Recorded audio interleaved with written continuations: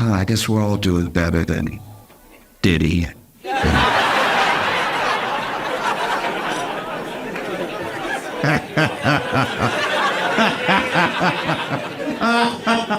Oh, what a week. All right, if you don't know, I'll try to bring you up to speed very quickly. Basically, Diddy has been the devil for decades. And it's really only this year that everything's sort of coming to roost, right? It sort of started with a lawsuit brought by his ex-girlfriend, Cassie. And, in the lawsuit is detailing horrific things you will not, you will feel sick if you read the lawsuit. And Diddy said it was all a lie. Just nothing but disgusting lies about his character, and he settled the lawsuit the next day.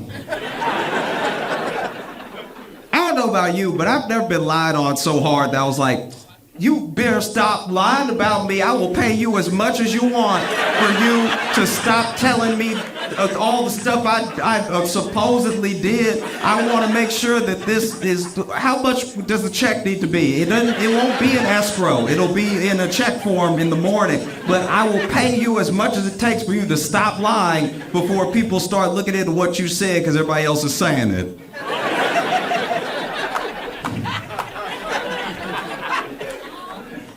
Well, no, it's crazy. And even more recently, more allegations and more investigations have been going into Diddy being alleged.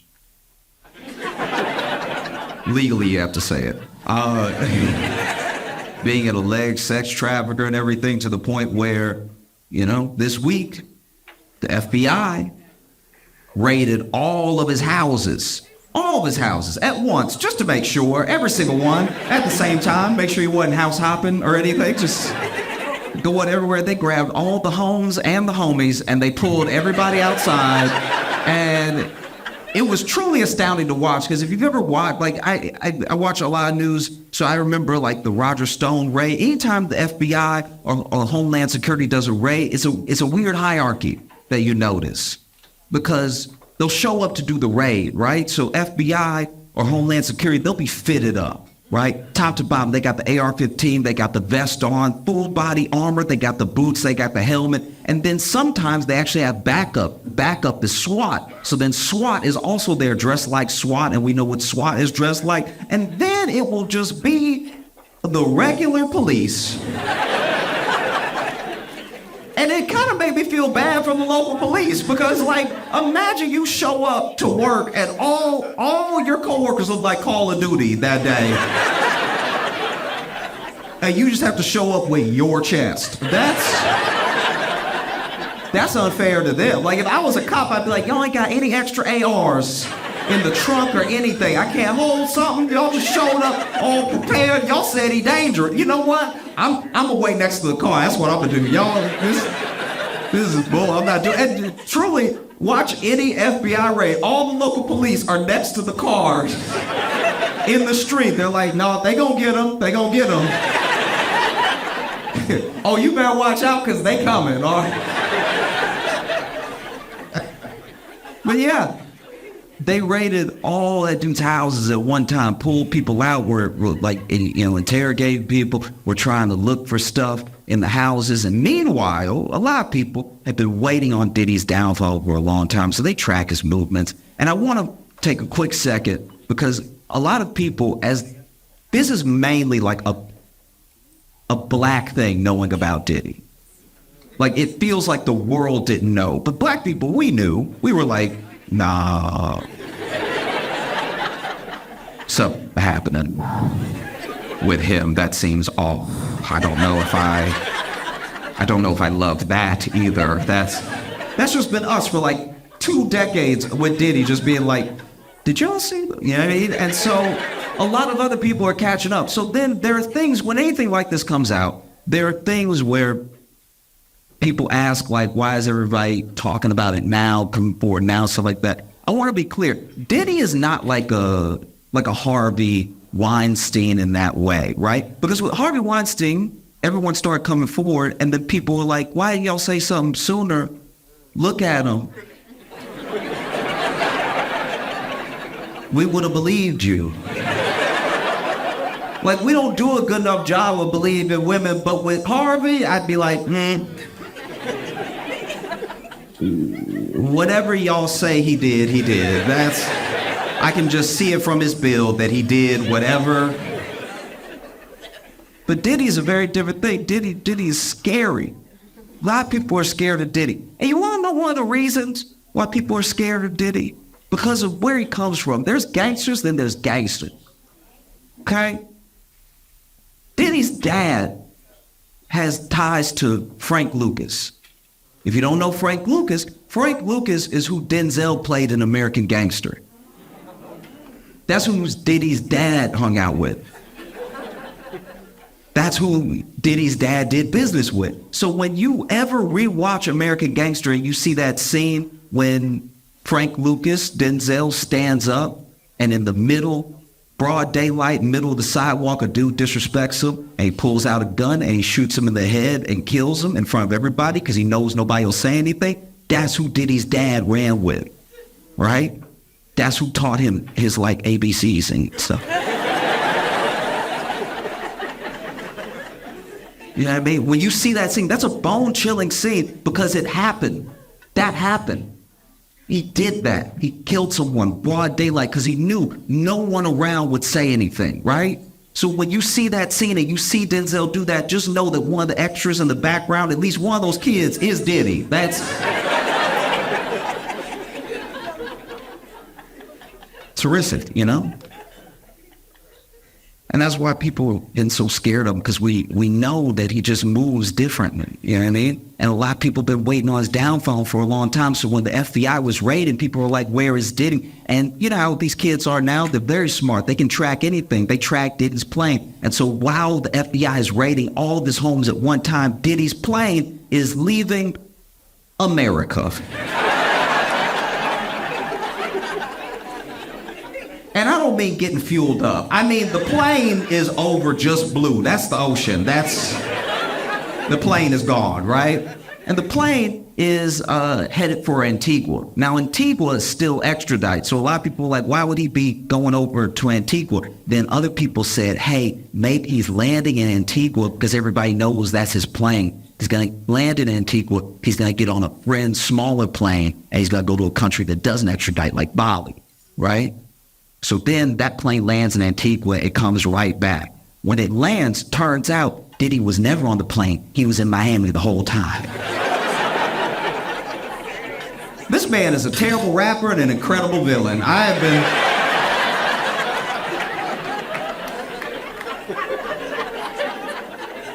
thrown for a loop consistently with him. Like, this man should be in a James Bond movie. You know, a lot of people are just waking up to how Diddy is, you know? We knew. You know how you know that we knew? Diddy's the only black billionaire we didn't root for. It's a very big deal when you get a black billionaire. We're always like, oh, yeah, we did it. You know, I remember when that guy, you know that guy that gave the commencement speech at Morehouse, and at the end of the speech, he said he was going to pay for all the kids' student loans. That moment went viral. It was crazy. Kids were crying and everything, jumping up, screaming. I looked it up. I found the guy. His name was Robert Smith. Turns out he's a billionaire. He didn't give me any money, but I was at home like, we got another one. Diddy became a billionaire. We were like, good for you.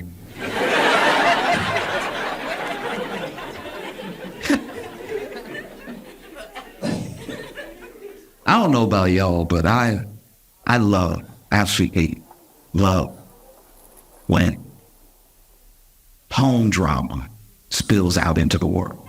You know what I mean? I don't watch a lot of reality television, so I love when a real life couple just can't take it anymore. You know what I mean? Like they have to have it out, and they have to have it out now. And now is here. And here is where I am. So I get a free show. You know? I think it happens a lot in New York City because we don't have space. Like, y'all have real homes here. Y'all can be like, we will discuss this later.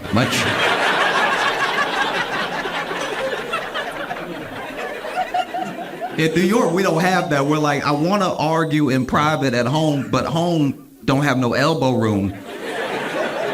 I want to argue where I can move a little bit because I'm passionate with my movements. Now, if I'm arguing at home, what time I was arguing at home, and I went like this to be like, oh, wait, just like to hold it up, and then I hit my elbow, and there's no way to look right when you just stand there like.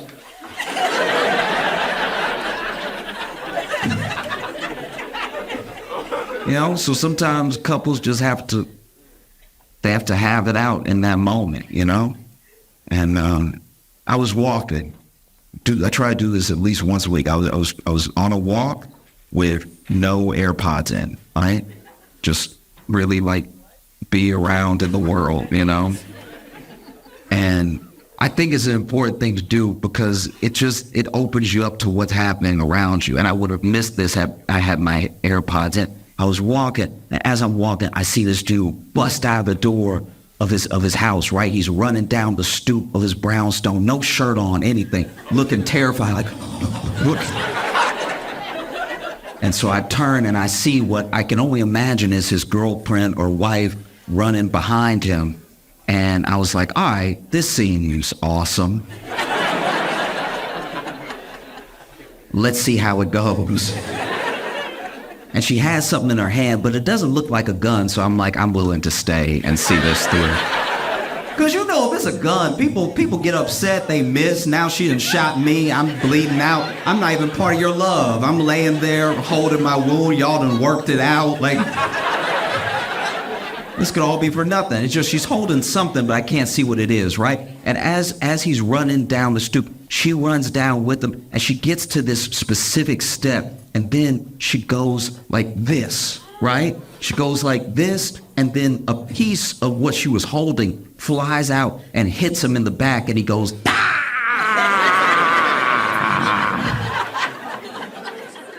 and then she lets go of the other thing that she was holding. It slides down the stairs, and when it slides down, it's close enough for me to see. And when I look, it was the sleeve of a Hot Pocket.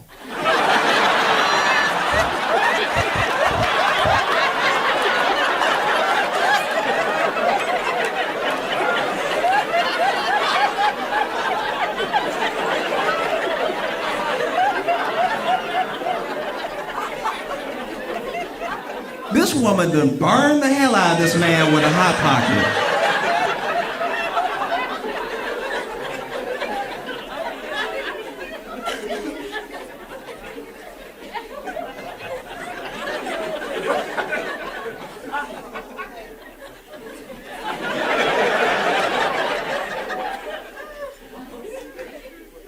In the known universe, there are about 4 states of matter, right? There's gas, there's liquid, and there's solid. There's also plasma. Now, plasma can reach a temperature of about 45,000 degrees Fahrenheit, and just under that. Close second is Hot Pocket juice. Hot Pocket juice must be studied. This will burn your soul. Hot Pocket juice is far too hot. It is absolute insanity, okay? Because we've all been there. We've all been there where you were hungry, you heat up the Hot Pocket, that's gonna be quick, and then you went ahead and you put it higher than the instructions say, because you know when you follow the instructions, the middle cold. So then, you put it at least 2 minutes higher than the instructions say because you got a different type of microwave. Your microwave doesn't work like the box says. And so you put an extra 2 minutes, but now we're into heated territory that no one, even the people at the company, are aware of, right? And then you pull the Hot Pocket out, you hold it by the sleeve, and you wouldn't even be in this situation if you could just be a gentleman and wait, right? But you're hungry, you're greedy, you can't help yourself, and so you blow, you do blow. You do. You give it a good try, too. You blowing the bread. You're not doing anything for that juice inside. That juice is still bubbling like lava. Waiting to bust out. And so then you take your first bite, and because you're hungry, because you're being greedy, you bite too hard, the juice pops out, it hits your lip, and you go, ah!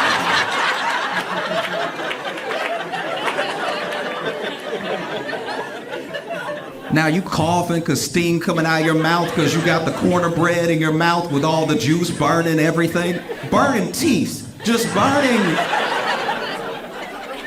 Inexplicably, just burning and burning and burning. It's terrible. This woman was running after this man. We don't know what he did. I didn't stay for an interview. This woman was running down the stairs after this man and had the Hot Pocket sleeve in her hand and reared back like an ancient weapon. Reared back.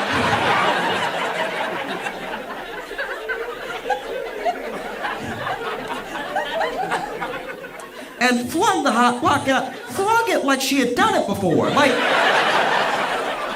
she must be burning him weekly to have this sort of aim. If this was a game show, I could never sling it and hit what I wanted to hit. And she hit, not only did she hit him in the middle of the back. She hit him in the spot, so it's in just enough of a position that he can't really reach it. Like it's not here, it's not here. Like this man is fighting for his life right now. She gave him 32nd degree burns. And my man's like, ah! And I want to help, but I'm like, I'm not going to burn my fingers. Like, and then I had never stopped walking the entire time, but I did take off into a brisk jog. Because as he was holding the railing of his stoop, I saw her lift another Hot Pocket. I was like, let me leave before I witness a murder.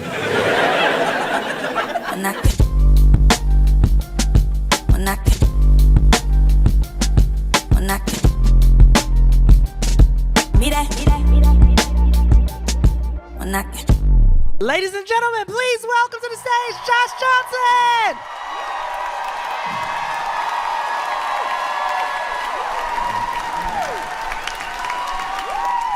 Johnson! So I saw this video for this robot butler. There's a robot butler that you can buy and bring into your home if you've never watched a sci-fi film.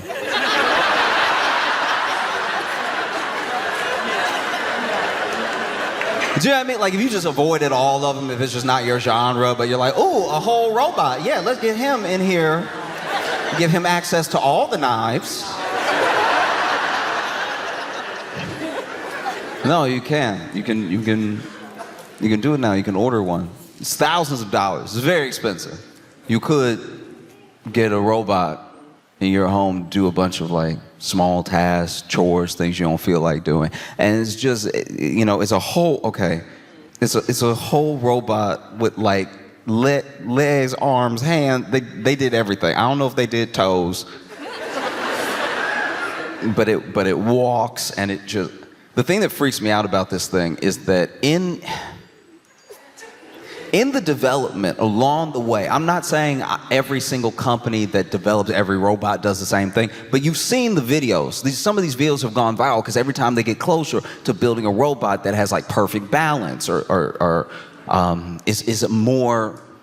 is either stronger or more adept at a task, every time they do something like that, it goes viral. We see it. They cover it on like the morning news and stuff. And I just know that to get robots to this point where this robot is at now, that they don't just fall over, it took a long time. You used to see these robots where they, tip.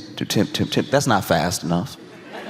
You're not going to get your stuff in a timely manner. You need them taking whole steps, and they take whole steps, but they didn't have good foot placement, so then they tip into the middle, they fall. And so then we started making ones where the whole purpose is that they can't fall. And the way we tested if they could fall or not was we did kick them. We did almost exclusively kick them. And not little taps either, not like a little hook. Here's a little trick for it. You would see people in the video walk up to the robot like, pow! And the only reason you didn't feel worse for the robot is it didn't have a face. This thing,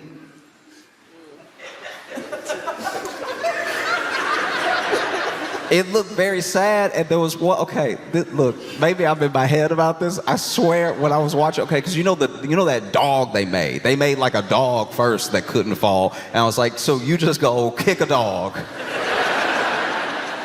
I know it's a robot dog, but like still, you kick this dog, and the dog got better and better at not falling, better and better at catching itself and everything, to the point where it got to where it would not fall. It couldn't fall, right? But beyond not being able to fall, they still, they got to run tests. And the tests were as sophisticated as bow, right? But there was this one time this dude ran up, kicked the robot dog, and the robot dog stumbled.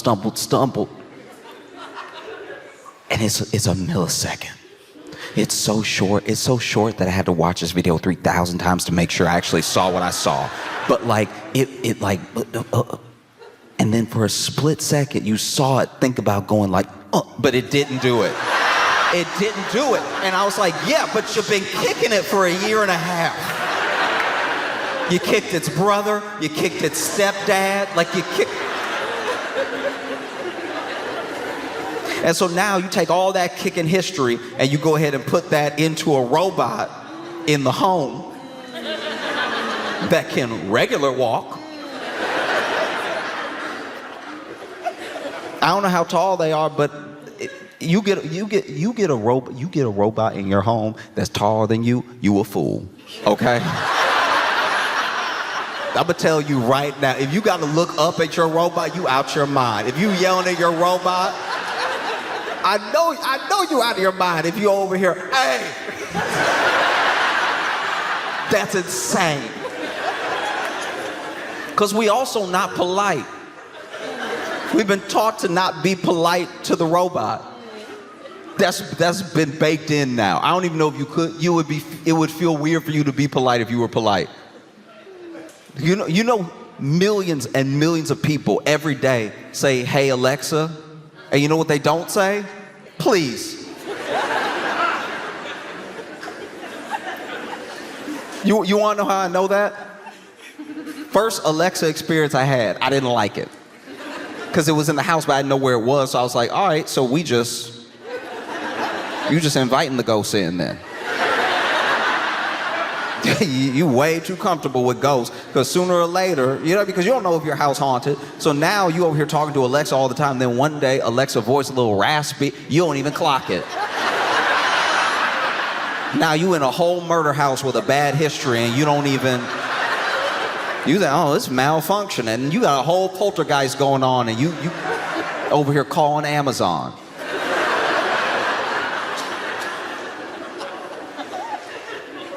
And so then, I go over to my friend's house and my friend's like, oh, hey, we got this new thing. If you want to play some music, just say, hey, Alexa, play whatever. And I was like, hey, I just didn't want to do it. And he was like, no, go ahead, give it a try. I was like, all right. Hey, Alexa, play Kendrick, please. And he was like, why'd you say please like that? I was like, I don't know. It's weird. Like, this is weird. This doesn't feel weird to you? And he's like, no, it's not weird. It's future. I was like, all right, the future's uncomfortable. You know what I mean? I just don't think that's good practice for our interactions person to person. That every day you make demands of something without any courtesy, without any politeness, and then we wonder why people are like rude. You know what I mean? It's like more and more you're like, you get to the point where you're dealing with so much, whatever it is, you're dealing with so much AI, you're dealing with so many robots, that you start treating people like AI, like robots, like people who just sort of serve a function. It's like I remember, I was ordering some food, and they do this thing now just to make sure that you got your food when you do I think everybody does. I think Uber Eats, Grubhub, I think everybody does it now, where when they want it at the door. When someone says, I want it handed to me at the door, they have to take a picture, right? So then they take the picture, and it's usually just of the receipt of the bag, right? But then, he's like, can I take a picture? I didn't know about this new policy.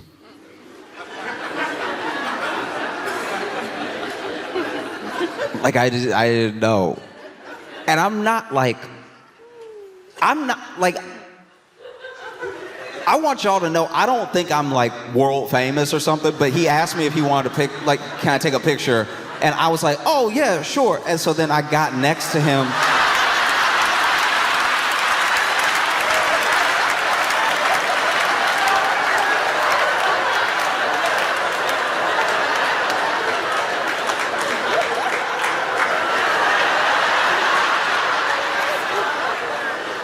And I felt so bad for him because he like truly didn't know what to do because he was like, I guess he didn't want to correct me. I guess he didn't want to be like, no, please stand away from me. I'm just gonna take a picture of you. Because it also does sound a little weird to be like, hey, I'm gonna take a picture of you, be still. Like that is a little uncomfortable. But then I had already walked out the door and I'm side to side with him waiting for him to lift the phone. And then this sweet man, just to spare my feelings, turned it on selfie mode. And goes, can you lift the bag up for the picture?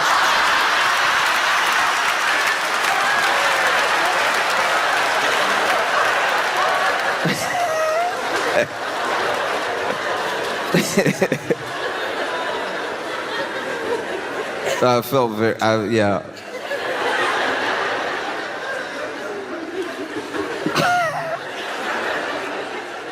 But that is what's happening, is that we're getting to this place where most of our interactions are like so transactional, down to the point of just what the service is, that it doesn't feel like we're having a relationship with a person, even a person who's like doing you a service. So then of course, maybe in people's minds, the next step would be for a robot to be there. Do you know what I mean? Like they're doing it with Uber already. Uber switching to these driverless cars, these like Waymos, and it's like, to a certain degree, why wouldn't you? Because people get in their Uber and they don't want to talk to the driver. Maybe the driver doesn't want to talk to them either, and it's just, okay. It's almost a similar experience, you know? It's just the butler thing is so much more off-putting, because it is, okay, it's too, I don't know, like why'd they have to give it a regular body? That's uncomfortable. Do you know what I mean? Like it doesn't even have like like if it had looked like a Power Ranger, then maybe, because like that's still a little too much like regular body, but just it having a regular body is just it is uncomfortable. And it comes in 3 colors. Comes in 3 colors. It comes in like tan, silver, and black. And like a deep black, like an onyx. It comes very black. That's not uncomfortable for anybody? That you can now buy a black? That feels awkward. Imagine you buy one of these Neo things, you buy one of these robots. And let's say it's doing all the tasks. Let's say it's really good. And then you invite one of your black friends over. And it's over here setting the table, not speaking.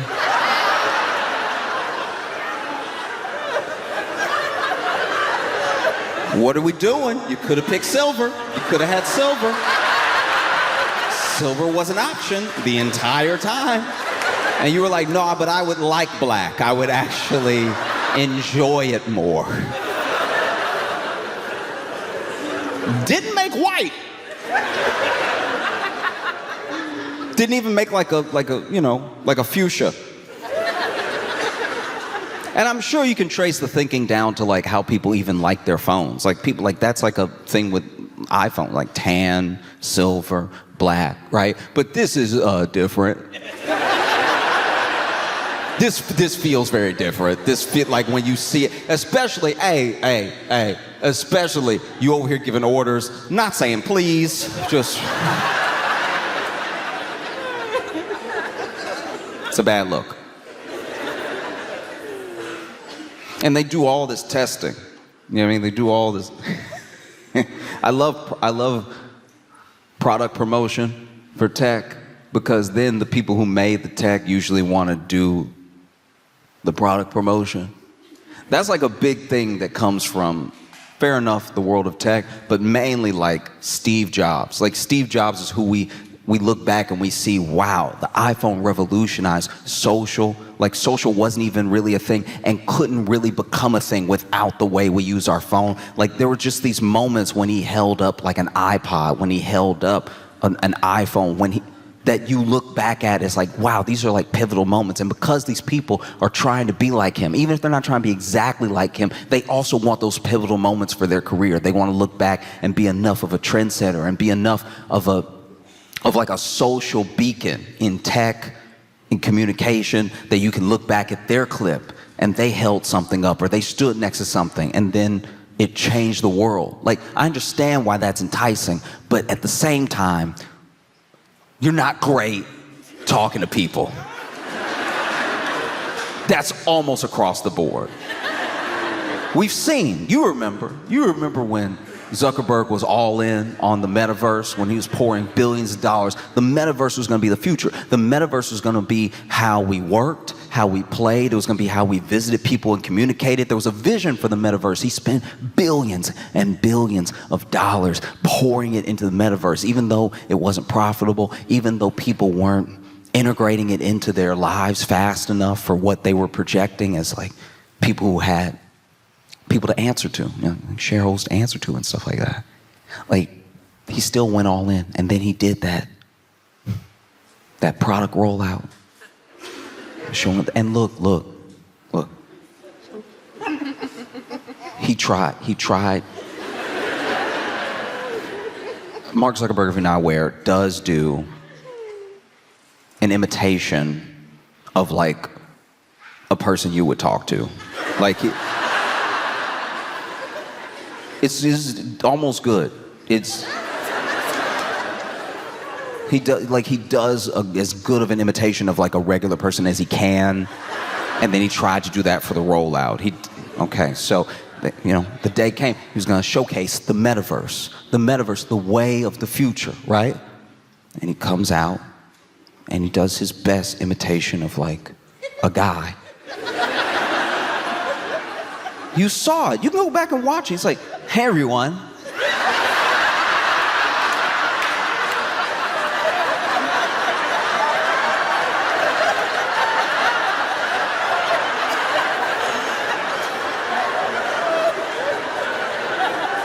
It's nice to be here today with you. I want to introduce you to the metaverse, and what better way than meeting the version of you that would be in the metaverse? Come on out, Mark. And then the metaverse like avatar of Mark Zuckerberg walks up and does a way better imitation of a guy.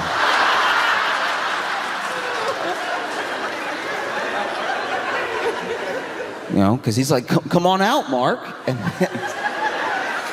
And then a Zuckerberg dressed exactly like him does walk up and go, "How's it going?" It's like, "Why don't you say hello to everyone?" And you saw Meta Mark be like, "What are you doing? You're making us look bad right now."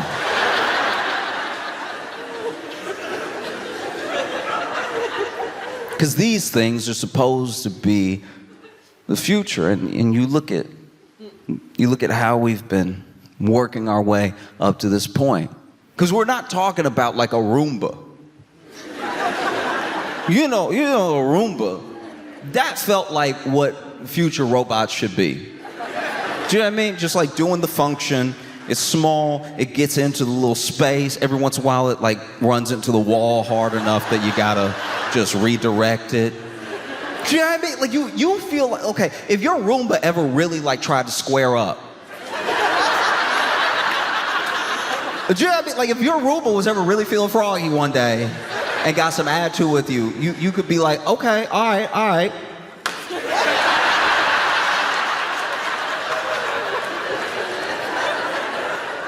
Problem solved. I don't know why you built this full-on robot butler with knuckles.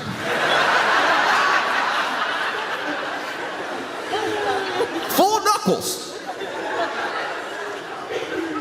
Knuckles and like, okay. It's not like, I saw the back of the robot.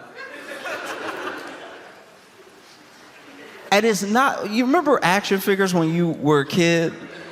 And how they were just sort of flat and the leg could just like perfectly go up and then down and then like perfectly up and then down.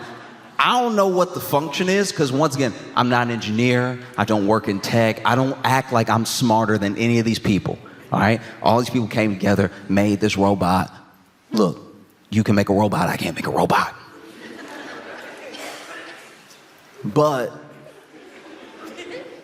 turned around, this robot is like, it's not at a BBL level, but like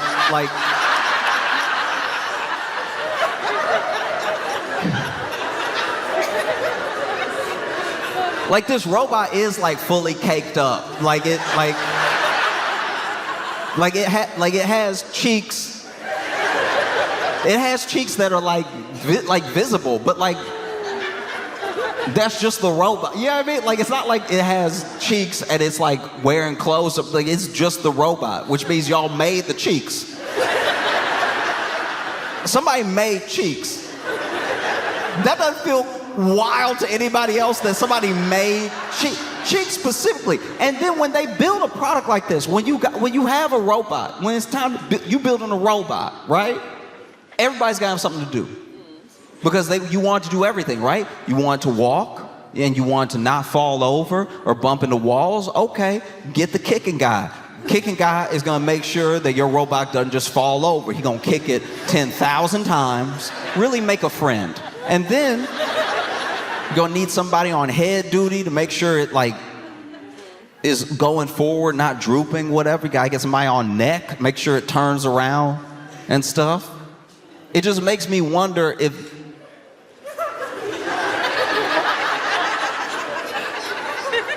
this robot make me wonder if there was just somebody that they didn't trust with the math.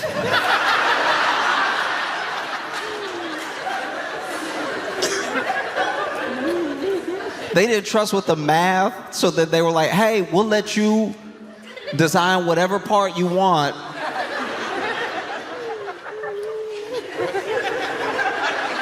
And he got all excited and he came in on Monday. And he's like, I got perfect right here. And I guess nobody wanted to hurt his feelings. They over there in the boardroom talking about, I guess it's padding technically if it ever does fall, like in a disaster. And so then they set this prototype out with like a real butt. Rest of it does not look real at all, by the way.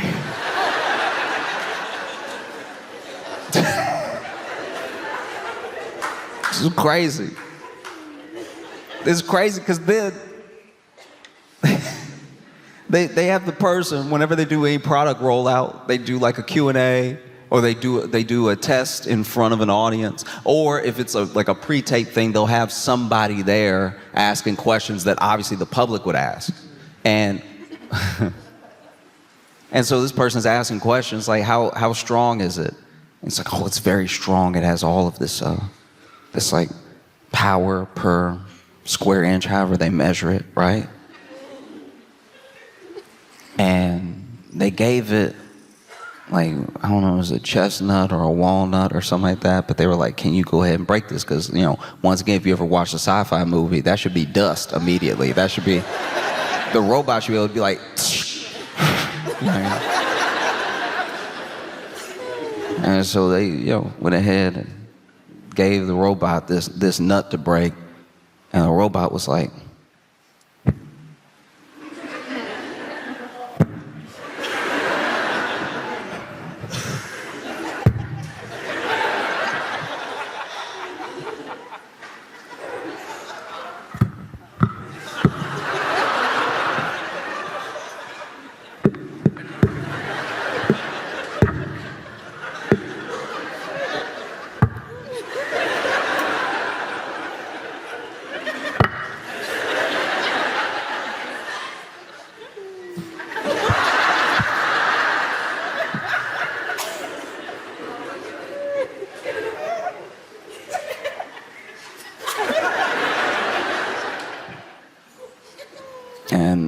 I didn't see it break it. I was like, all right, that actually puts me at a little bit of ease. Like, genuinely, it does. It's like, okay, you know, I thought for it to have fingers, it has palms, it has fingers, knuckles. It's nice to know that if the robot tried to punch you, it's gonna be like,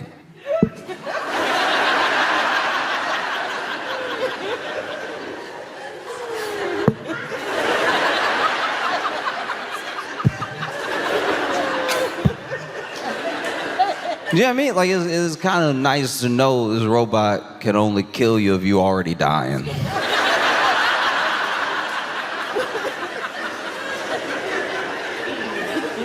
you know what I mean? Like, it could squeeze a pillow just enough.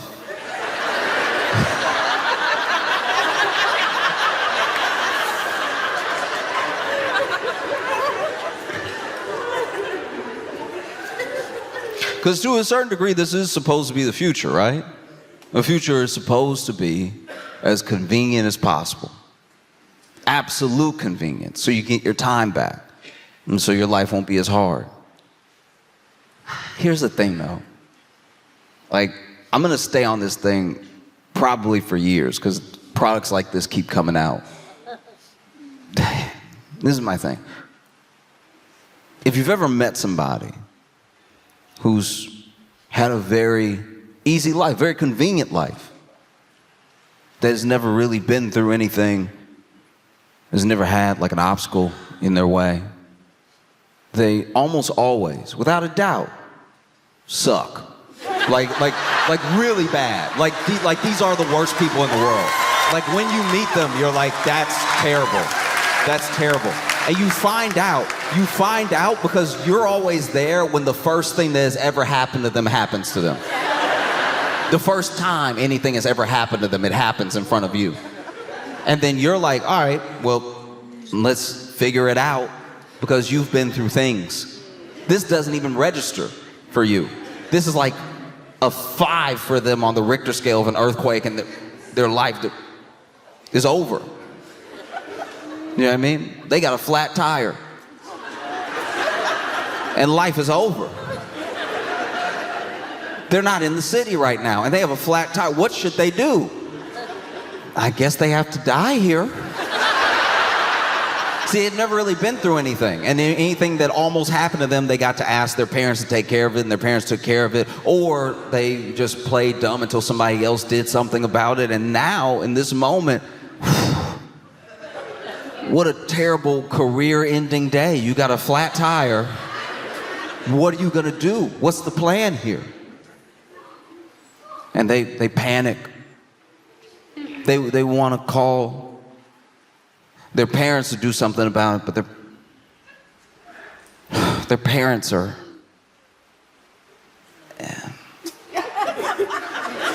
Yeah, I mean, their parents are... Like, you know... They want to call their parents, but they can't because their parents are vacationing in Greece. And so it's like... They might not even have service on the boat. Like, it's just... What am I gonna do? Never been through anything in their entire life. What am I gonna do? They look to you. And they're like, this has never happened before. This is the worst thing that's ever happened. We're on our way to vacation and catch a flat tire. What are we gonna do? And you're like, oh, do you have a spare? And you hear them say, is that what that is back there?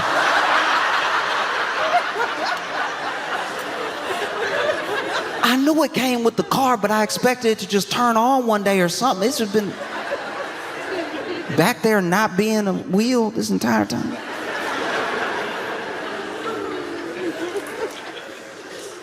You know, and if they didn't have you there, I don't know what they would do. And so we want these lives of convenience. We want these lives where everything is out of our way, where nothing that we don't want to do takes up any time. But then what kind of person does that make you? I'm not saying it's fun to do all your chores or wait in line, but it is a human experience. This is your life. You know, sometimes there are things that genuinely suck. I've been at the airport before for 36 hours. There was one time I was at the airport and I couldn't get out, and then here's the thing, if I decided to live there, I could have left. But I have been kept on such a Ferris wheel of mistakes, canceled flights, delayed flights, and just general annoying small tragedies that I just ended up staying in the airport. I almost slept at that airport twice, right? But at the same time, I had a lot of good experiences, even in that time, even when I was waiting. Turns out that airport did have pretty good food, so I ate very well for the few meals I could muster. Already a bathroom there. I can get adventurous. I'm just saying, sometimes people at airports will sell you like tiny spicy chicken or something like that, and you're like, all right, I'll just have it, not realize it, like it is spicy, and there is a bathroom on the plane, but like, traveling spicy hit different, you know what I mean? Like, it just, if you traveling spicy, it's doing something to your life you're not ready for. There's nothing like being in a car and you traveling spicy. And now you looking at exits. Every exit, you're like, no, you know when you traveling spicy, you gotta breathe it out.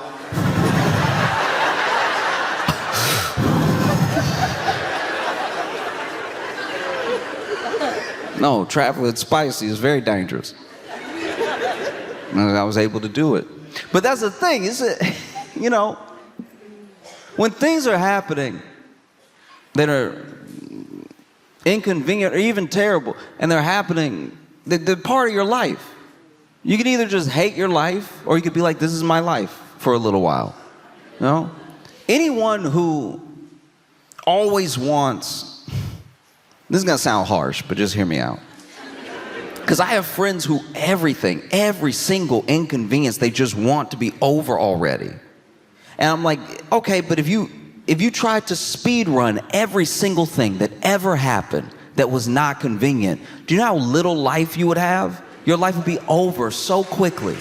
Your life would be over if you were like, oh, I just want to get out of this conversation. I just want to get out of this. I just want to get out of this line. I just want to get out of this airport. I just want to see. And you're missing your entire life. Oh, I just want to get out of this conversation. What if they about to say something dope? You know what I mean? What if they're about to say something very cool? What if they're about to say, wow, you're such a good listener. Almost nobody listens to my stories. You want to chill at my vacation house? What if that was just about to happen? And now you can cut the thing short just because they were going on and on about whales.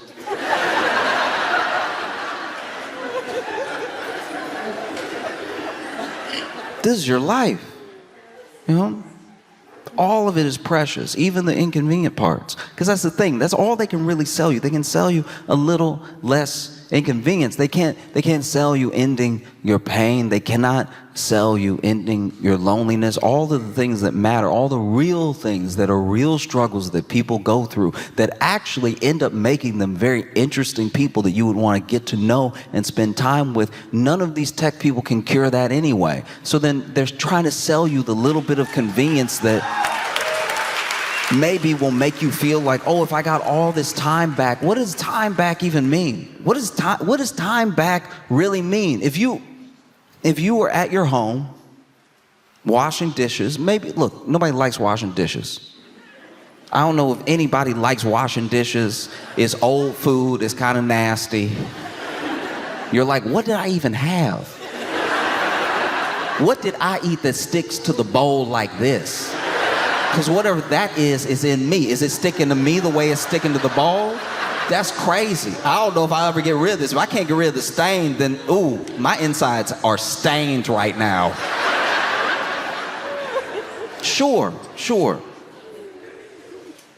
But I think it is such an important practice to appreciate all of these moments in your life. So often, we're trying to be distracted from the thing that if we focused on, we might enjoy. Because I'm not saying all of a sudden you'll love washing the dishes, but I think while you're washing the dishes and while you're sitting there thinking, maybe thinking about your day, maybe thinking about nothing, maybe thinking about the dishes, you could come potentially to an appreciation of the fact that you have a home. You have a home where you can cook your meals. You have dishes. You have dishes that you can use to serve your family, food that you worked for, that maybe something good can come of it, you know? Because this robot, I don't know. It's so expensive. It's so crazy expensive. Like it's so much money. Why don't you just hire a person? You could hire a person. If you have robot money and you've never seen any sci-fi, still hire a person.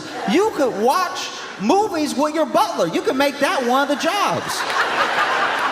I need you to do windows, floors, and hang out. Like I do need a friend. I've been very lonely. It's incredibly important to not take for granted all those things that even though they're inconvenient, they're a part of your life, you know? I've made friends doing things I didn't want to do. Like there were moments where I was like, oh, this thing is taking up my time, or maybe I'm delayed. You know, sometimes you get delayed, whether it's the train, it's the airport, you're waiting on a bus, you get delayed. And you don't want to be delayed. You want to get where you're going. That's why you want to go there. I understand. But everyone's delayed. It's the same problem everyone has. And everyone having the same problem is one of the fastest ways to build community. You know? Because now everybody is upset that you're delayed. And there's always that one person that isn't traveling with anyone. So they kick it off for everybody.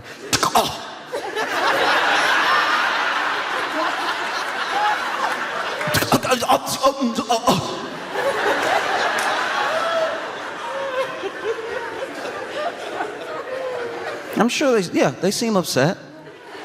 They seem upset. But I think they're having this outburst because they don't have anybody to turn to be like, can you believe? So then they turn to you. Can you believe?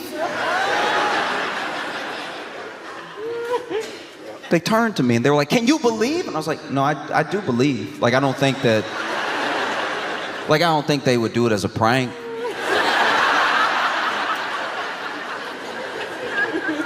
Like, I do believe them when they say it's not here yet, because I also looked out the window and it's not here yet. And I don't think they, like, hide in it. You know what I mean? Like, it'd be a very bad prank to be like, we gonna tell them the flight not coming. You know how people love that, right? Like, that's one of my favorite things. I can't believe they didn't do that on Punk'd. I can't believe that Ashton Kutcher didn't delay a whole flight just so that people could be like, and then... No, it's fine. It's fine, it'll be okay. It'll be all right, you know? And she was like, yeah, maybe if it gets here, you know, it'll be all right. But it'll be all right. I was like, well, what is it? What's wrong? What's wrong? She's like, I have somewhere to be. I'm supposed to meet my grandbaby. I'm supposed to meet my grandbaby, right? And immediately I had more empathy for where she was coming from, because she wasn't just upset that the flight was delayed because she likes being a problem. She is a grandbaby to me. I've never had a grandbaby to meet, but I imagine if I did, I would be in a hurry. I have a grandbaby to me. I was like, oh, really? You have a grandbaby? How old? And she's like, she was born 3 days ago. I was like, wow, 3 days ago, okay. It does sound like you got plenty of time to get over there, because 3 is, you know what I mean? Like, I'm just saying, like, she knew, like that. You know what I mean? Like, she got a whole life ahead of her, and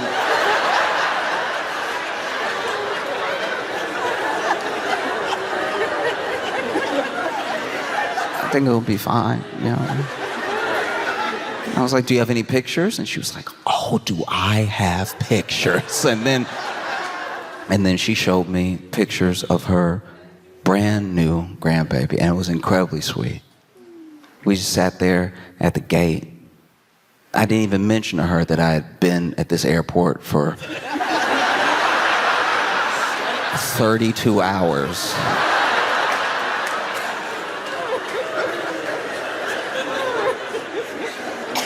And she was showing me pictures of her grandbaby. It was incredible. I just think that a lot of things could be missed out on, with this robot, because even the duties, even the stuff that it's supposed to do, that's stuff that would be great to do with your people. You want this thing to cook for you or whatever, why don't you invite your friends over, you have a meal together. That's a memory. Now, you're not like laying in front of the TV waiting for this robot to finish. A robot, by the way, that if it came down to some nuts in the dish,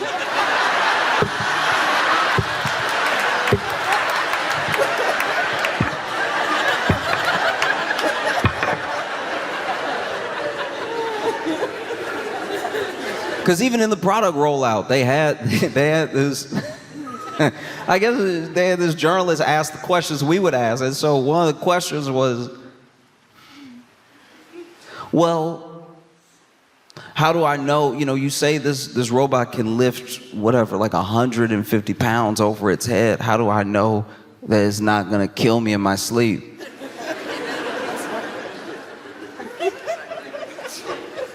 If you're worried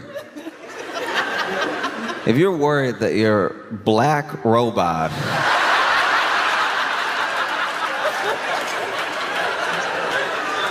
is gonna kill you in your sleep, do you know?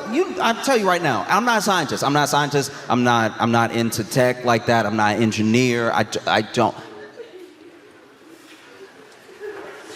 The number one way to not have your black robot kill you in your sleep is to not have a black robot in your house at all.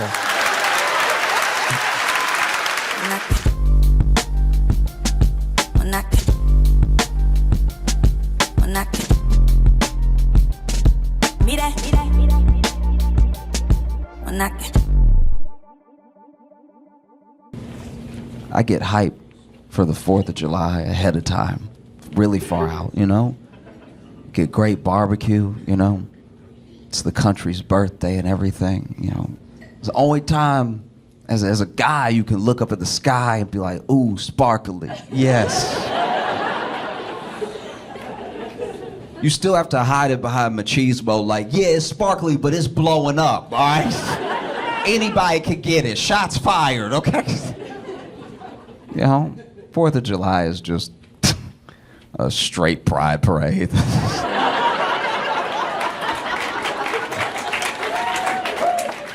That's all it's ever been, It's just the one time a year guys get to be like, yeah. It's basically, don't act like it's not drag just because you put on a longer beard. Like you dancing in the street too. That's why I'm always blown away by people who complain about pride and they're like, there's no straight pride parade. I'm like, yours is coming up in a month. Like, you can't give it 30 days.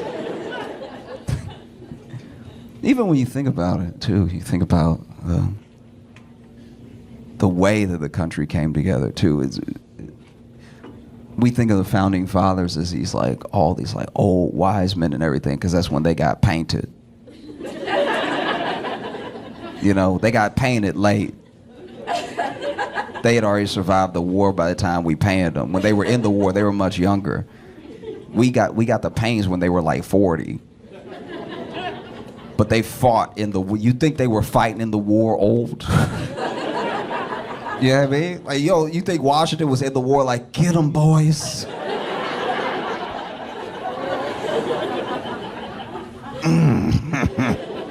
No, y'all shoot. Oh.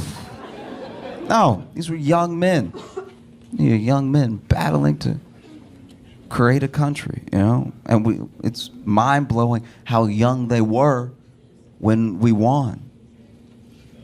July 4th of 1776, Alexander Hamilton was in his 20s, early 20s. So was Aaron Burr. you know, some of the oldest people. I think even Washington was like only 40 or something. And that's just, it should be a testament to the fact that sometimes, you know, as much as young people don't always know the way, they have the energy to go the furthest, you know. So sometimes it's important to like let young people lead and old people guide, you know. I think that's how you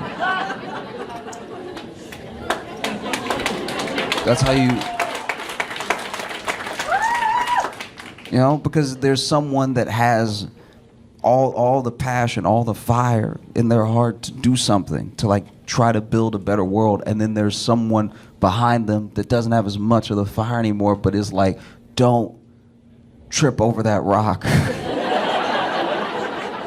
Just go a little bit more left and you'll be fine. Don't do what I did. That's how I messed up my knee, though.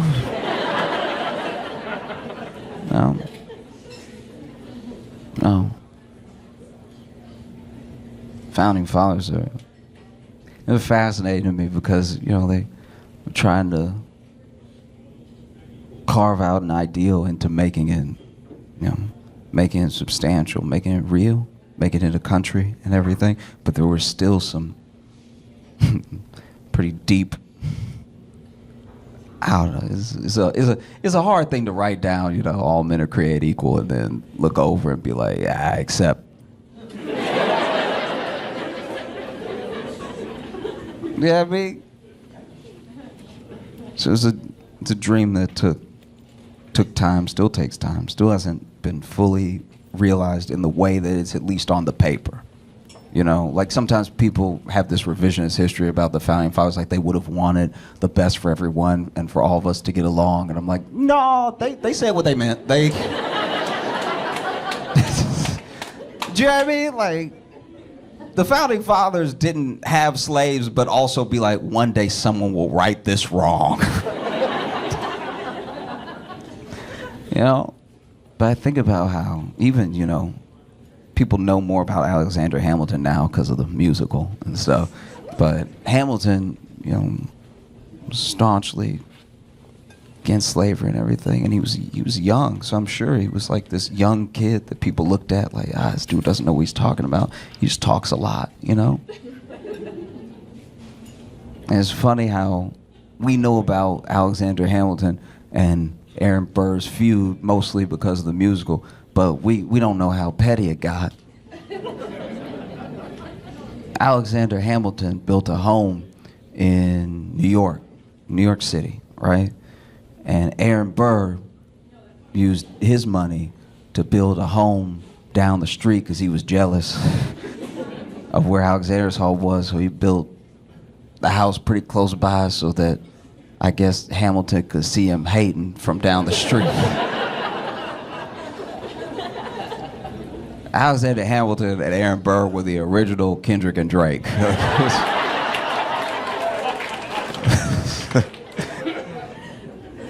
Amazing. I also get excited for the summer. I get excited for July because it usually means, at least for some years, that Will Smith has a new movie out. And it's happened. Bad Boys is out. It's crushing the box office, you know.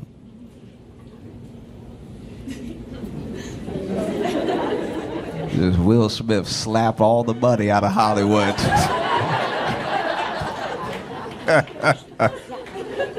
Man, I want them to make as many Bad Boys movies as possible. I want to see these men old. I want there to be so many Bad Boys movies that after a while you're like, boys? I want them to make so many they gotta change it to Bad Unks, you know? As I'm getting older, I realize this year that all of my close friends are either in or closely approaching their 30s. And it's so funny because, you know, everybody 30 and up, when people turn 30 now, they call themselves old, which is insane to me. That's so, like, medicine is getting good enough where you can kind of expect to live to 90, but you're old at 30. Why would you be old most of the time? That doesn't make any sense at all. You don't bring home bread and then the next day go, it's pretty old. No. But I get how people feel that way. I really do. Because what's happening is we know deep down, right? We have this obsession with youth, and everyone's trying to look young, be young, stay young, feel young, all this stuff like that. And it's mainly because, and I've said this before, it's mainly because we know how we treat older people. So we're more scared of that than we are getting old. What's wrong with getting older? You know more stuff. Why would that be bad, But I get how people feel old at a certain time, because especially people who are in their 30s now, we're in a very specific time that hasn't happened at least the way that it's happening to us, right? Because we were like coming of age at a time that was like a turning point for what feels like almost everything, right? Business gets done differently now, tech is different, every aspect of life is different, and we remember right before and as it turned and now. You know what I mean? Like if you're in your 30s, if you're 33 and up, you remember before Google. That sounds ancient. That's...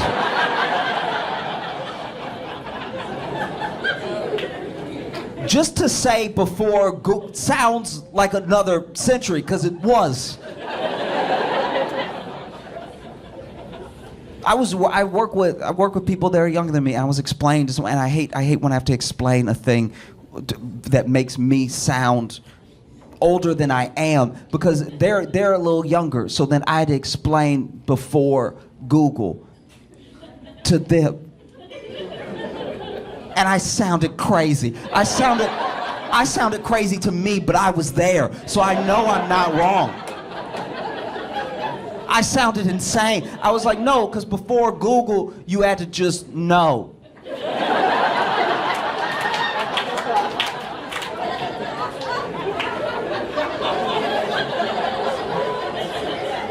And if you didn't know, you had to ask somebody who you hope knew and was friendly. And if they didn't know, you had to go online. We still had online. Don't do that. We still had online. So then you had to go online and you had to ask Jeeves. And then they were like, "What is Ask Jeeves? Like, what is?" And I was like, "Ask Jeeves is." It's like if Google was white. Like it's.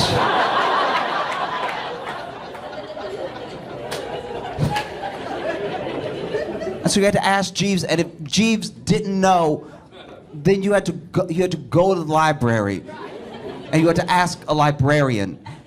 And if the librarian didn't know, they would give you a number with dots.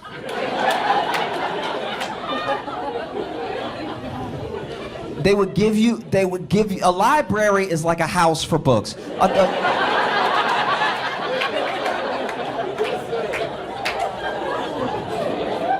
They would give you a number with dots, and then you would go trace the dots and the number to a book, and then you would read the book to see if the answer to your question was in there. And if it wasn't, you would just know a bunch of different stuff.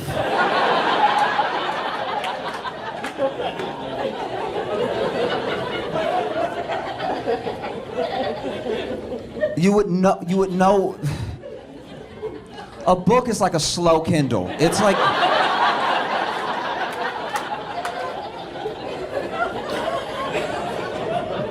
Like you scroll with your finger, but it turns like there's something to turn with your finger. It's not, there's no screen.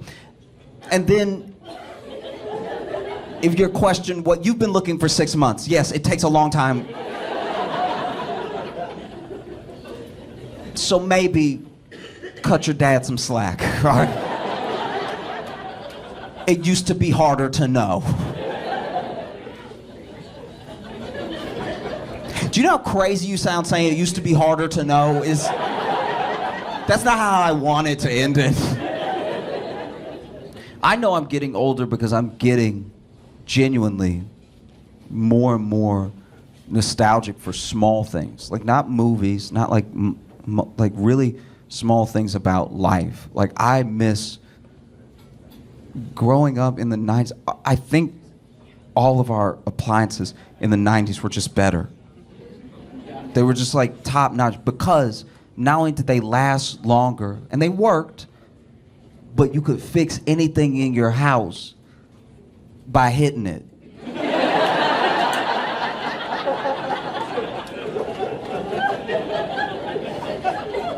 Violence solves so much in the home.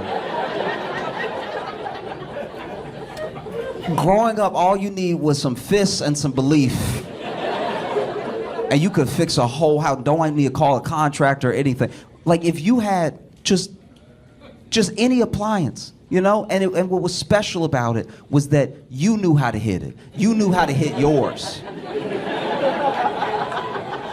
That's very important. It wasn't just you could go hitting stuff. Well, you got to know your machine and you knew how to hit it specifically to get it to work. And it wouldn't work when you went over to your friend's house. You go over to your friend's house and their thing wouldn't be working and you'd be like, and they'd be like, no, you gotta go.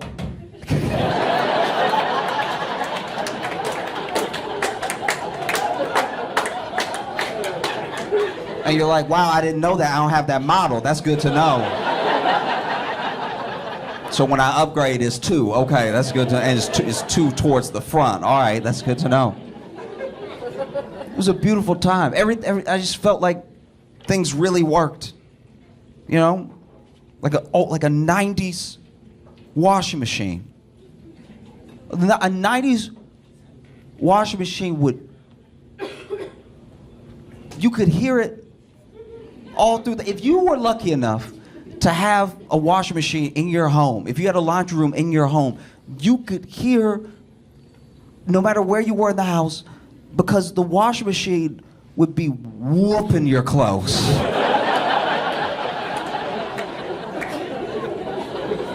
No matter where you were in the house, as soon as you started you would hold off watching a movie. Because you're like, we can't watch a movie and do the laundry. That's not, it's gonna mess up the experience, all right? It would be whooping the state. You could hear your clothes getting beat. And they were all loud and they all just, like the washing machine moved like it had legs. No matter where you were in the house, you could hear your clothes screaming in the machine just, oh!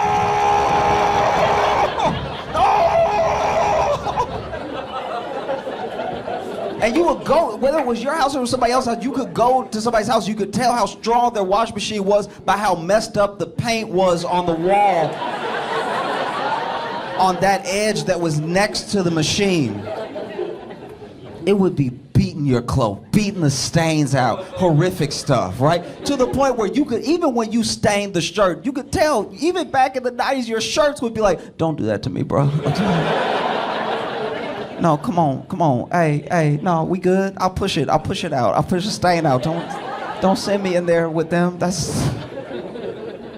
No, be amazing. And then if there was a little malfunction, if the door wouldn't lock and lips started coming up and everything, you know, suds started spitting out everything, just took a little like, bam. And then all of a sudden it was like, oh. It was beautiful, you know? These new washing machines. I know I already sound like an old man, but like this.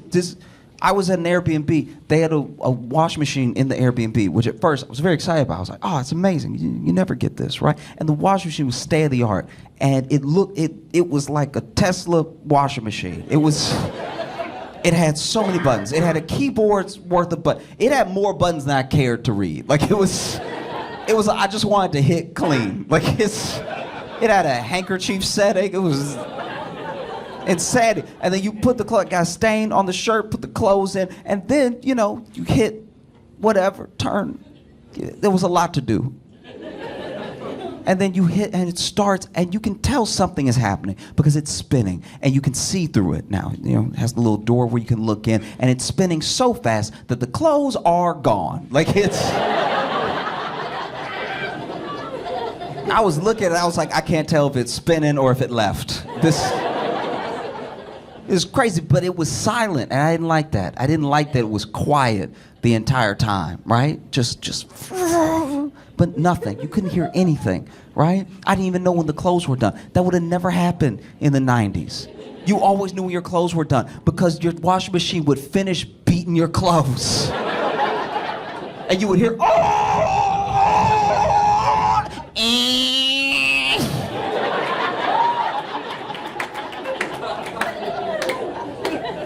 because they used to put alarm clock stuff in the washing machine to make sure they made the same noise.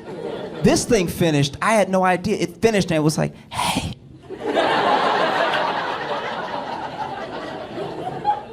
I don't want to disturb you, but I think I did it.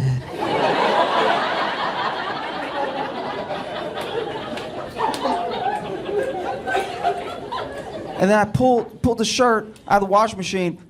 The stain was so intact. The stain was sitting there comfortably. The stain was looking at me like it had its legs crossed. Looking at me like, your move.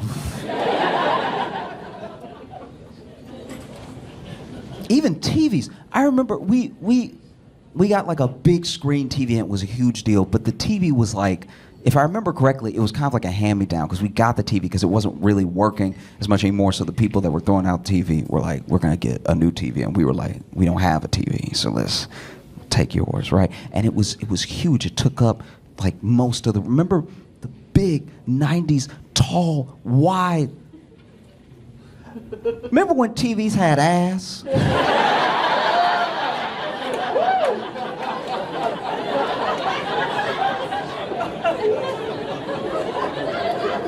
Do you know what I mean?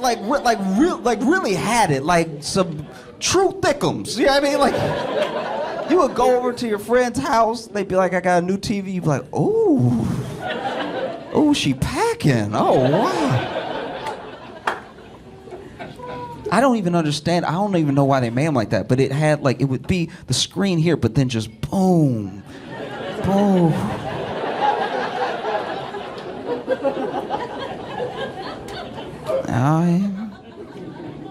And that was great because even though the TV didn't always work, you know, you knew how to work it, right? Because it would do that thing where all those TVs back then, when they didn't work, they would just get wavy. You remember that? It would be like, I'd put on the news and it would just be like red, blue, green, red, magenta, yellow. And you'd turn on the news and be like, at 8 o'clock.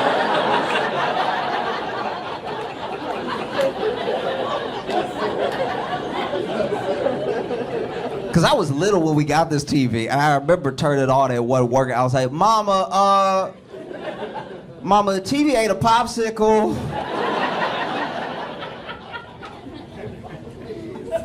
And my dad would usually be the one to hit the TV because he knew how to do it, right? But my dad hit the he hit the TV a lot. My dad hit the TV so much, sometimes I was wondering if it was really about the TV. You know what I mean? Sometimes my dad would hit TV, I'm like, no, it was working. That's how But my dad hit the TV so much that I think the TV genuinely learned to recognize, hey!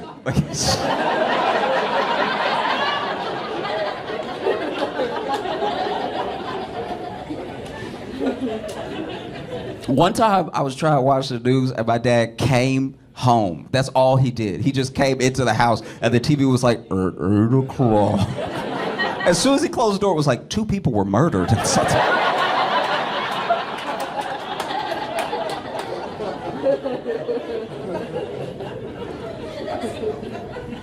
And then I got a TV. I bought a TV for myself as an adult because I wanted to have my own big screen TV. I wanted to have my own, like, oh, I'm sitting at home chilling for the weekend, watching a movie, have a real experience for myself, right?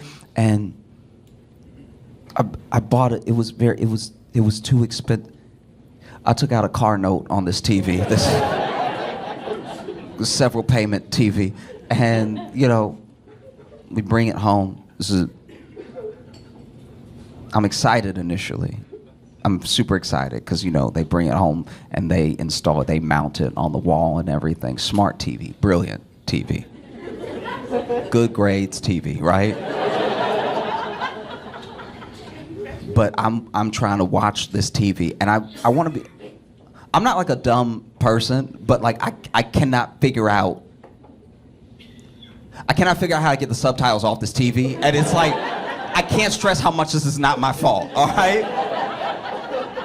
I'm not like a dumb, like I know I'm up here doing the jokes so we're all having a good, but I'm not a dumb guy. Like this is crazy, all right? And I want to be clear, I know that it's not the HBO subtitles at all, because then I go to the settings at HBO and HBO is like, it's not us. We're not the one to do it. But I'm trying to watch Dune 2, right? Trying to watch Dune 2 on this big screen TV. I turn on HBO, I'm watching, and it gets to that part where like Timothy Chalamet doing that like Fremen language, so he's like, you know what I mean? Like whatever they say. And so then in the movie, they have subtitles for that part, because nobody knows what they say, right? So then the movie, those subtitles come up. But then on top of those subtitles are these like nasty gray italic subtitles coming up, and I'm like, who is typing? That's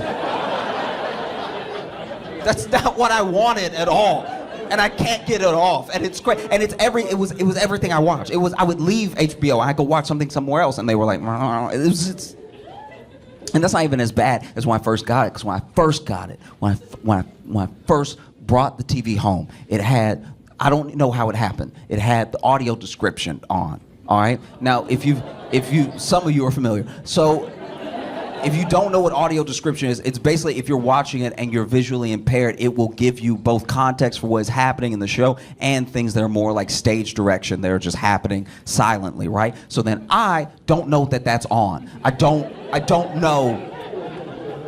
I didn't press anything. I just turned on TV. I hit on the TV. That's all I did. And so then I went to watch Law and Order SVU. All right. So now I'm watching Law & Order, and Olivia is like handing somebody their ass, right? Like she's just like, you don't know anything about Survivor, you don't know anything. And then she walks out of the room, and then as she walks out of the room, my TV is like, Olivia leaves the room. And I'm like, who is that? Who is that? Who is in here? And I went to the settings. I went to Peacock. I went into the settings, and the Peacock settings were like, it's not us. We're not doing that. I've used remotes all my life. I've all the time used the remote, and I pressed the remote was not remoting. Finally, it was off.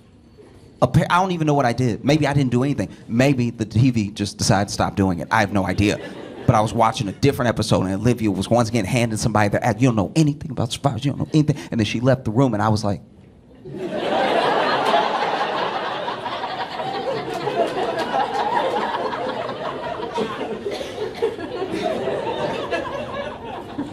because what can you do with this TV? What can I do when I can't get the subtitles on? You can't hit it. You can't hit it. I took out a mortgage on this TV. You cannot hit it. You used to be able, when the old TV, when I was little, I would play Sega Genesis connected to the back of the TV, right? And then sometimes Sega would be glitching up, which, translated for kids means the game was cheating, right? So then the game would be cheating, and so then I would get mad, and I would stand up, like 10 years old, I'd stand up, and I'd punch the TV in its face. I would I'd punch the TV as hard as I could in what I thought was the nose, right? Like I would just, and I don't know what the TV was made of, but I would punch the TV and I would pull back the most mangled hand. Cause I don't know what it was made of, but it wasn't glass. There's no way it was glass. It had to be like clear steel or something. Cause the hand that I was pulling back, all my fingers had switched up and stuff. My thumb was in the middle.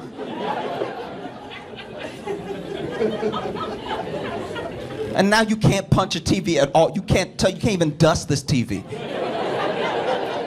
You just gotta bargain with it. You used to be able to hit everything. The only thing you didn't hit back in the day was the microwave. And I feel like you didn't hit the microwave because then and now, we don't really understand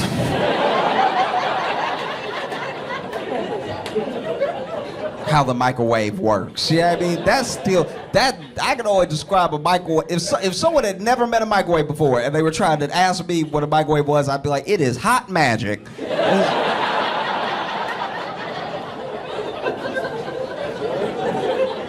Yeah, I mean, they put some hellfire to good use and just, it gets the soups hot when you put it in there.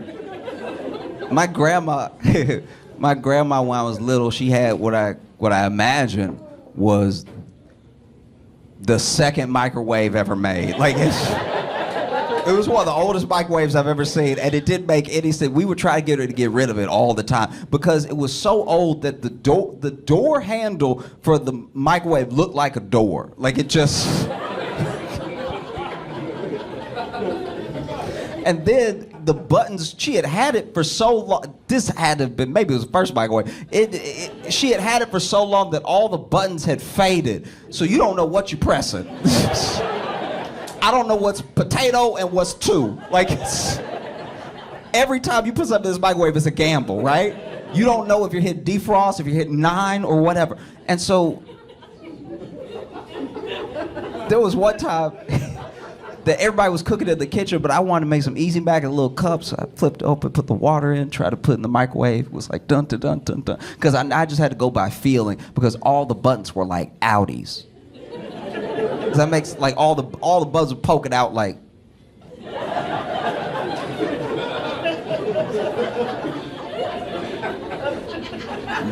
Go ahead, press me. Go ahead. Press me. I don't know what's gonna happen either. Press me. Let's do it. Do it. Do it.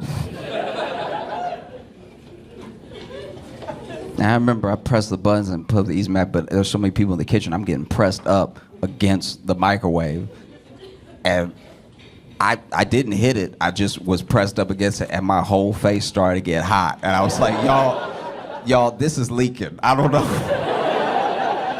It is leaking magic in the kitchen. We need to evacuate.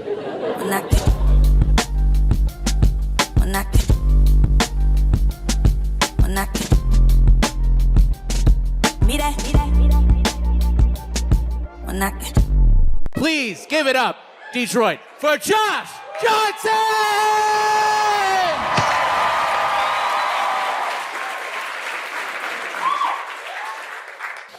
There was one day I went to visit my grandma, and there was like a big old like living room type area where people be watching TV or just chatting or reading a book or whatever. And there was, do y'all remember the commercials for like a Rascal?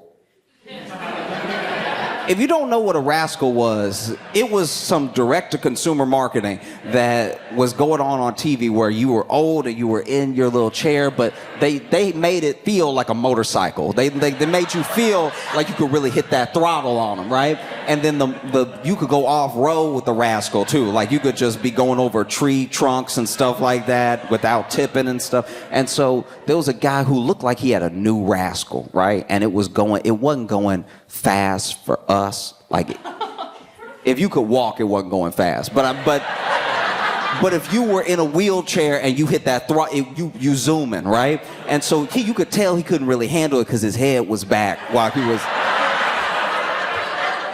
So my man's head was like all the way back. Like, he really couldn't look up, and which is crazy because I swear he was going this fast. Like, but my man is like, right? It was incredible. My man is just,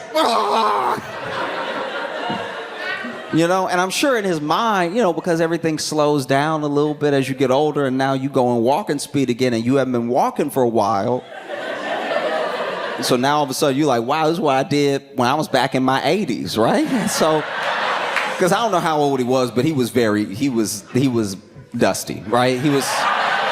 You know what I'm talking about. Don't do that. I'm not being mean. It's just at a certain age, no matter who you are, at a certain age, once you hit those like 90, like once you get up in the 9 in the front of the number for your age, there's just a level of like,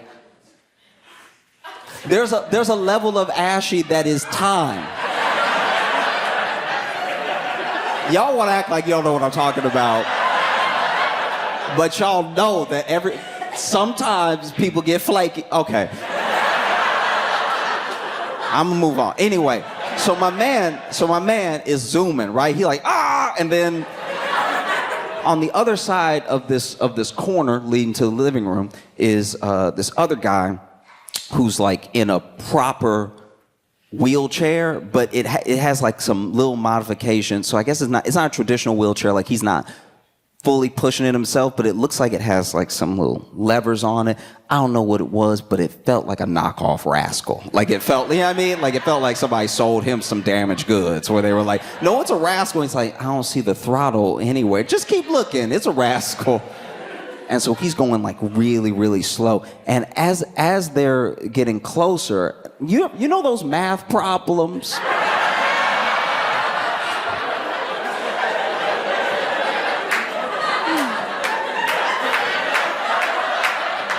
You know those math problems where like if a train... You know what I'm talking about, right? If a train leaves Detroit at 5, going 60 miles per hour, and then a train leaves Louisiana going 80 miles per hour at 7 o'clock, when will they crash? Because then even in school, they'd be like, when will it crash? I'd be like, this is a dark. Why can't it just be a delivery or something? This is... You wrote the textbook and you put in crash. Now I gotta figure out when everybody's gonna die. I'm not even allowed to warn them in this scenario. But anyway, basically this dude has like, he's kind of turning the wheel, but it looks like it's assisted somehow, and the other guy's zooming, and then I'm standing at the corner and I'm like, who do I try to warn? Because in my head for a second I was like, they gonna miss each other because this guy's going way too fast. And then I realized that he going fast for him. He going walking speed for us, and then this other guy is going nowhere. Like very, very slow, right? And then, I'm not proud of it, but it took me so long to make a decision because I was bad at math. It took me so long to make a decision that they did collide when they both got past the corner. The fast one hit the slow one, and he tipped. And he didn't tip. This is the worst part, actually. So he didn't tip, like his chair didn't tip, right? He just tipped from getting hit, and then he fell the rest of the way out. But while he was falling, he was hanging on. Like while he was falling, he was like, no! So he's screaming no, like he don't want to fall. And to be honest, I had time to get to him, but I was so shocked that this was happening. And so then he kept falling to the point where one foot was on the ground now. I was like, ooh, you could stand up. There's still time to stand up. But then he had tipped like booty over knee, and then he was hanging, and then the chair was tipping to the point where I was like, the chair gonna fall on you. And then he just sort of let himself spill, but his butt was already on the ground, but he was still screaming like he was in the air. And then he finally let go of the little handle that was at the front, and then he laid back, and I was like, I probably could have done something.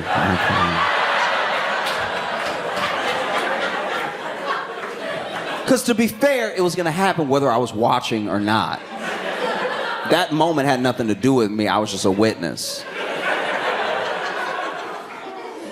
And that's how I felt about the debate last night.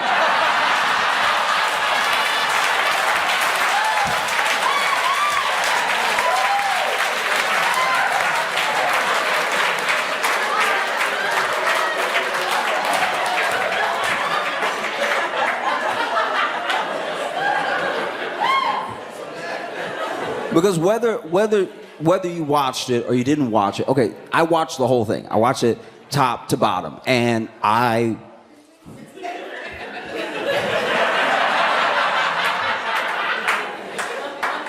okay. Everything happened that we, figured might happen. But this is the thing that I guess I can't get over. It happened so quickly. We were worried that like maybe an hour in, Biden might have like a senior moment or something. But he said, no, I'm gonna start. I'm gonna start slow, and I'm gonna ratchet up. because early, maybe second question, maybe first question, I can't remember, but he said something. And he was kind of trying to get through it, and when he was trying to get through it, he started looking down while he was trying to get through it, and then he stopped talking. I don't know if there's been a deeper silence in my life than when that man stopped talking. It was still his turn. He had stopped saying anything. And while he was not talking, I was talking. Like while he had been like, right? Like once he got here, when he was looking down, I was like, fall.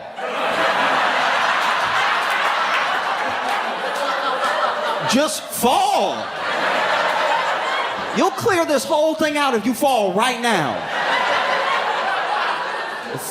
This man has had the nerve to fall every day, except that day there. I'm yelling at the screen, fall! If that man had fallen, we'd be having a different conversation right now, right? If he had fallen, they would have scooped him up on a stretcher. It would have been like, look, the president had a great answer ready, but you know gravity is a Republican, so the odds were stacked against him.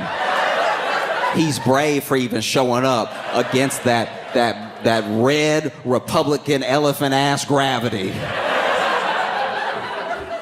Oh, it was insane.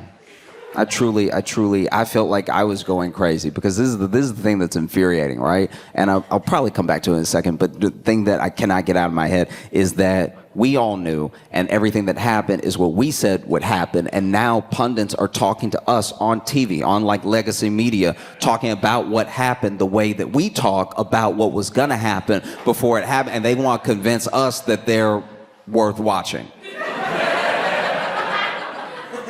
You ever tell somebody a story and then time passes and then one day they try to tell you your story like you didn't tell them the story, and you look at them like either you crazy or you think I'm crazy because I told you that. You're not bringing me any new information. That's what it feels like. It's like after the debate, I watched the after debate. And they were like, you know, he is older. These are the same people, by the way, who have been like, no, we have to chase him around the White House. We can barely keep up with them. And I knew they were lying then.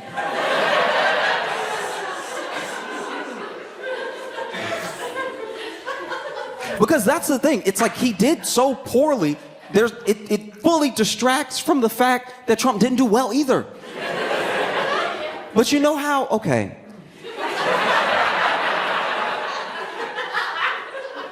One time, I was with some friends, and we were headed to a party. We get there, and there's like two more friends that we're waiting on, and one of them is supposed to bring all the drinks, right? And one of my friends had already poured out a beer, was drinking his beer, and when we were stepping outside, because it was like it was like an outdoor in front of the house sort of event, we're all on the lawn and everything, we see one of our friends who was supposed to bring the drinks, right, crash right into a light pole, right? And right when he crashed into the light pole, we all screamed, and a couple people ran over there. And then my friend who had poured the beer was like, oh my God, I dropped my drink, right?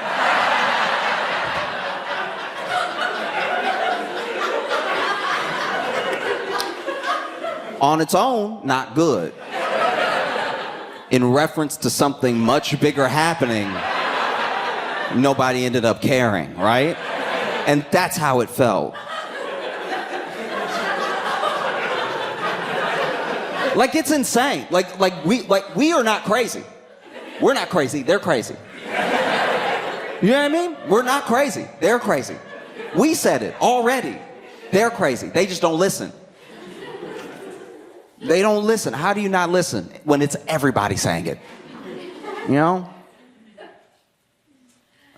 Like, there was one time in particular where Biden was struggling to say something. And even Trump, even Donald Jail Trump,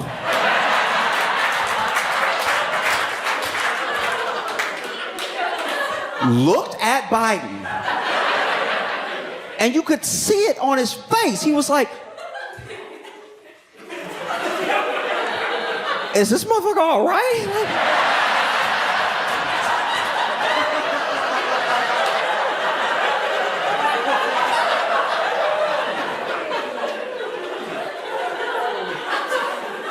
And you can tell because I never seen this on Trump's face ever.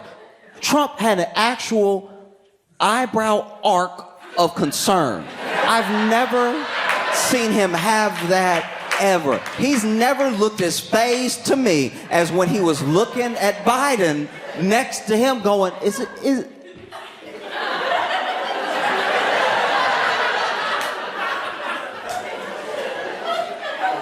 Like, it wasn't an act. Trump was genuinely wincing, which concerns me because he was the closest to him, which means something worse was going on in person close to him than what we even saw. We think we up close because the camera's zooming in. No, Trump hears him fighting to breathe.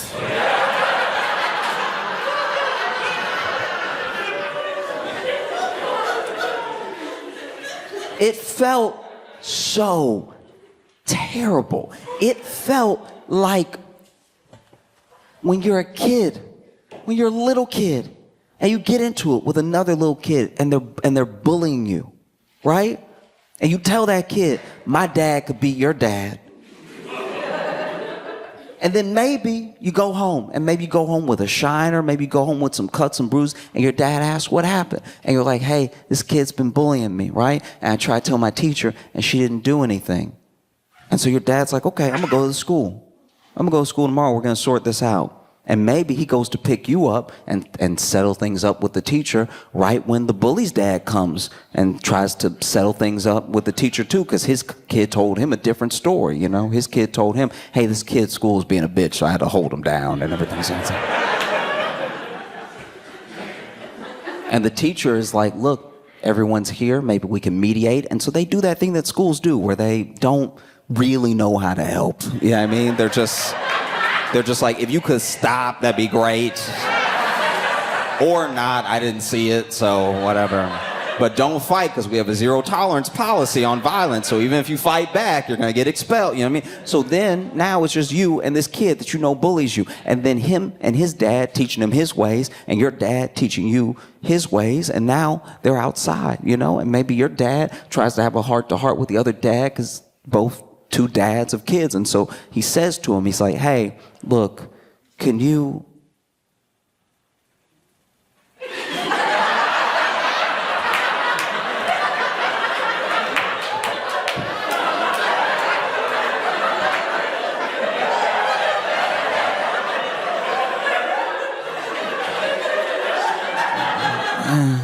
It was 1969.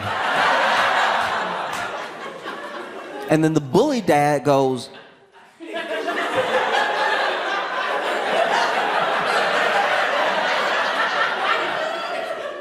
is this motherfucker all right?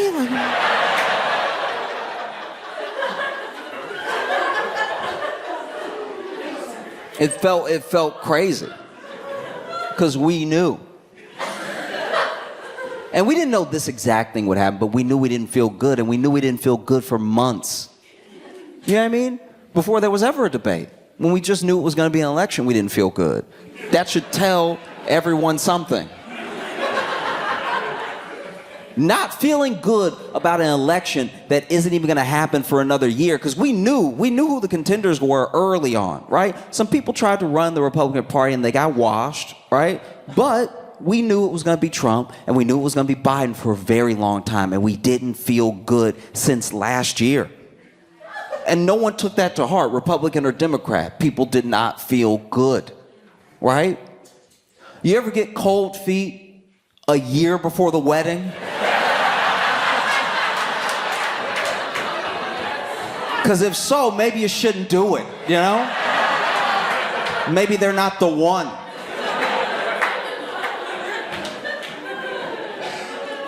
We're not crazy, they're crazy. You understand that, right? Like, it's not us. It's not us at all. Because, you know, we have eyes and ears and we use them or whatever. And that's the other thing that really stuck out to me is that, you know, no one really talks about Trump's performance because of Biden's, but Trump didn't do that well. There was a lot of like open lying to the point where where do you do in that situation? Like, everyone was kind of trashing the moderators for not doing some live fact checking in the moment. Sure, but what do you do when somebody lies that much and how they lied? Right? Because this is the thing. We found out last night that the tactics work. Trump lies fast. He talks so fast that when you hear the lie, you're like, but he didn't stutter, so it sounded kind of true. Like, I know it's not right because I was there. Because that's the other thing. He'll be lying about stuff that we were here, like, we all remember him being president. We were here. So don't tell me it was different. I was then. And Biden, I'm assuming, is trying to tell the truth. He's saying something. But we found it that, like, you know, a fast lie beats an unintelligible truth.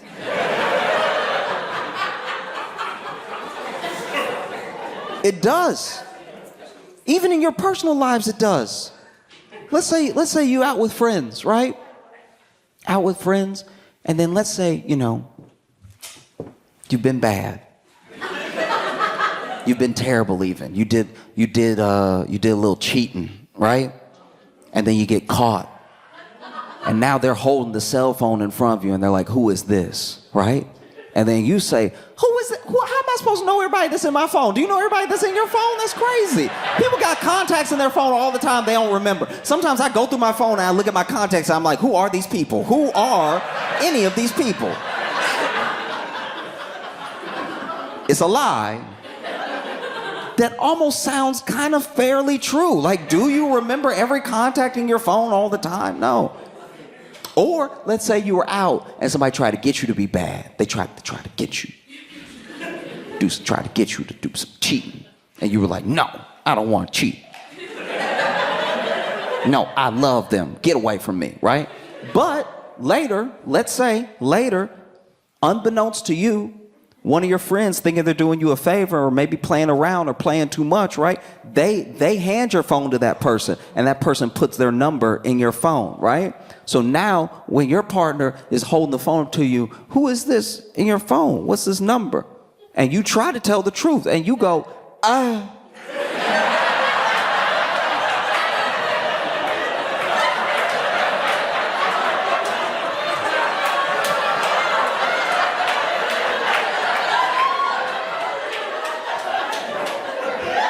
was like,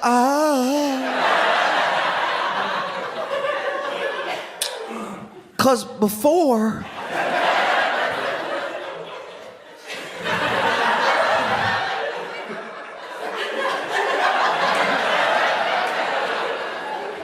in 1969,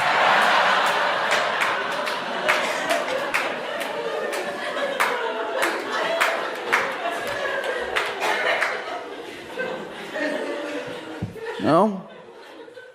Because what do we do now? What's the plan? You know what I mean? What's the plan? Are we just gonna move on like nothing happened? Or are we gonna just hope for the best? What's really the plan? Because we're acting as if there aren't other people that can run. And we're acting that way because of the circular thinking. Because look, legacy media, sometimes I trash them. People in the DNC, sometimes I trash them. But the thing that they weren't wrong about is the reasoning that lets you land where you were before. It's not lazy. It's not out of not caring. It's out of not having a belief and knowing your options. That's what happens. And it happened to both parties, by the way, right? It happened in both scenarios where there were people in the national conventions of these parties not really sure where to go from here. And so you go with what worked last time, even if it's not going to work this time, you know? And I think it's tough. It's tough when you have something like that, right? Something where unequivocally we can all look at it and be like, yes, the man is old and maybe it wasn't his night, but this looks very bad and it does not inspire confidence in us. It doesn't inspire confidence in the people that we want to vote for this man, if nothing else, so the other man can't win, or because we really believe in the policies and the actions of this man, right? It doesn't help. And then you have people who are those could-be contenders, right? Because there's a conspiracy theory that I'd like to believe. And I'll share it with you, but I have no evidence for what I'm saying. There's a conspiracy that they wanted this debate. People in the DNC want this debate to be before the convention so that if he didn't perform well, there'd be time to rally behind someone else and replace him. I don't know if that's going to happen, but it looks like a setup. It looks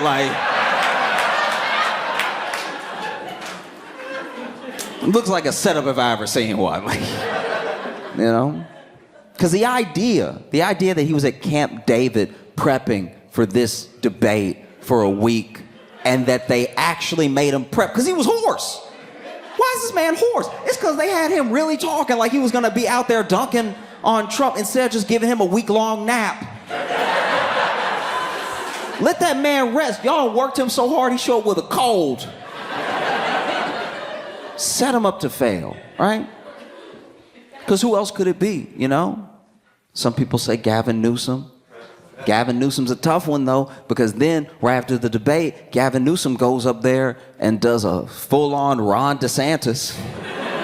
Because remember when Ron DeSantis was running against Trump, he just didn't want to say Trump's name yet. He was like, I'm not running yet or whatever. And then it finally got time for them to run and he announced. And then he had a little bit of momentum, but then he had to go toe-to-toe with Trump and he didn't know how to do it. So he got aired out in front of everybody, right? I think Gavin Newsom had similar ideas. He was like, look, I'm going to support the president this time. I'm going to be in everybody's good graces. I'll run in 2028, right? But if there's ever a time, it's now. And it doesn't help when he goes on TV right after the debate and tries to negate everything that we just saw, because it makes me trust him less. You know what I mean?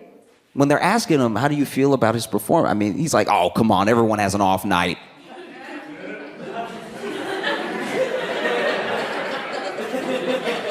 That's happened to everybody.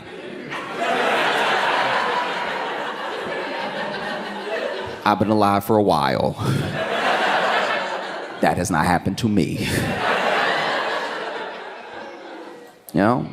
Or you get Gretchen Whitmer. Gretchen. You know what I like about Gretchen Whitmer? Gretchen Whitmer would be good because Gretchen Whitmer, they already tried to kidnap her. So